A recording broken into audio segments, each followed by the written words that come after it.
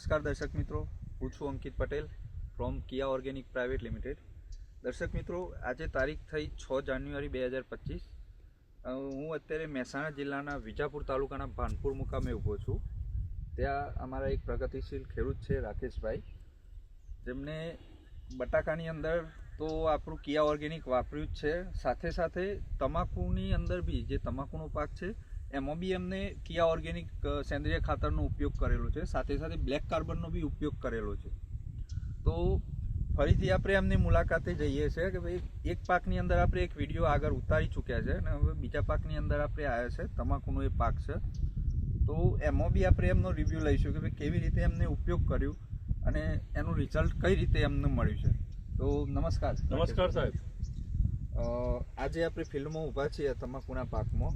તો આની અંદર તમે સેન્દ્રિય ખાતર આપણું કિયા ઓર્ગેનિકનો કઈ રીતે ઉપયોગ કર્યું જે આપણને દેખાય છે શેક સુધી? તો સાહેબ એમાં એવું છે ને કે મેં હવે પહેલાં જે વખતે ખેતર ખેડીને તૈયાર કર્યું એ વખતે મેં કિયા ઓર્ગેનિક 1 વીઘાની અંદર 5-7 થેલી નાખ્યું છું. ઓકે. મારા ઓલરેડી આખો નંબર છે તંબાકુનો 7 વીઘાનો. ઓકે. એની અંદર મેં કિયા ઓર્ગેનિક 30 થેલી જેવું નાખ્યું છે. ઓકે. બરાબર. એના પછી મેં ડીએપી ખાતર પણ પૂંખ્યું હતું. ઓકે. બરાબર. એના પછી મેં ઓળ કાઢ્યા, તમાકુના પાળિયા બનાવ્યા રોપવા માટે. એના પછી મેં પાણી આપ્યું. પાણી આપ્યા પછી તમાકુ રોપી.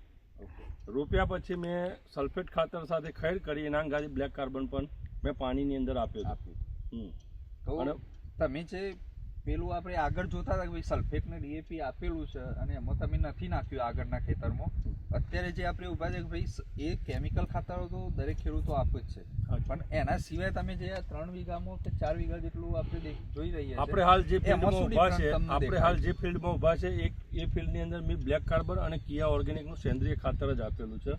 આ એક પૂણા 1 વીઘાનો નંબર છે મારો આવ્યો. બરાબર સાહેબ. એની અંદર મેં ખાલી કિયા ઓર્ગેનિક અને બ્લેક કાર્બન જ આપ્યું છે. એ તમે હાલ બી જોઈ શકો છો પ્રત્યક્ષ કેવી છે. રિઝલ્ટમાં કેવું છે? 1 નંબર સાહેબ રિઝલ્ટ છે. અને પણ પ્રત્યક્ષ દેખાય જ છે, તમને છોડવા પણ દેખાય છે. આજે 40-45-50 દિવસની આ તમાકુ થઈ છે.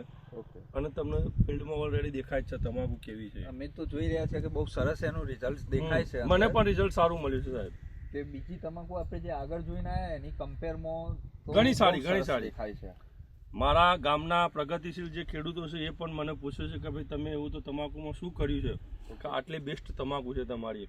એટલે મેં એ લોકોને પણ ભલામણ કરી છે કે ભાઈ મેં ખાલી કિયા ઓર્ગેનિક કંપનીનું સેન્દ્રિય ખાતર વાપર્યું છે અને હું બ્લેક કાર્બન જ વાપરું છું. ઓકે. રાસાયણિક ખાતરમાં મેં 70% કાપ કરી દીધું છે. સરસ, સારું કહેવાય. તો બીજા ખેડૂતોને આપણે શું ભલામણ કરી? બીજા ખેડૂતોને પણ એ જ ભલામણ કરું છું કે ભાઈ કિયા ઓર્ગેનિક કંપનીનું સેન્દ્રિય ખાતર એ શુદ્ધ છાણમાંથી બનેલું છે. મારી પ્રત્યક્ષ મેં કંપનીની અંદર પણ નિરીક્ષણ કરેલું છે, જોયેલું છે. કંપનીની વિઝિટે પણ હું આવેલો છું અને મેં પ્રત્યક્ષ જોયેલું છે કે ત્યાં ભાઈ આપણે જે ઓરિજિનલ દેશી છાણમાંથી જ સેન્દ્રિય ખાતર બને છે, એમાંથી જ બ્લેક કાર્બન પણ બને છે.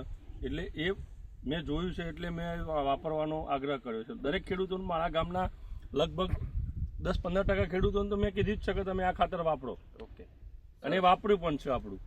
તો દર્શક મિત્રો, તમે જોઈ શકો છો કે જે કિયા ઓર્ગેનિક સેન્દ્રિય ખાતર ખરું એ સંપૂર્ણ છાણમાંથી બનાવવામાં, જેમ આપણા ખેડૂત મિત્રએ કહ્યું કે ભાઈ સંપૂર્ણ છાણનો ઉપયોગ કરીને જ આપણે એક સેન્દ્રિય ખાતરનું બનાવીએ છીએ.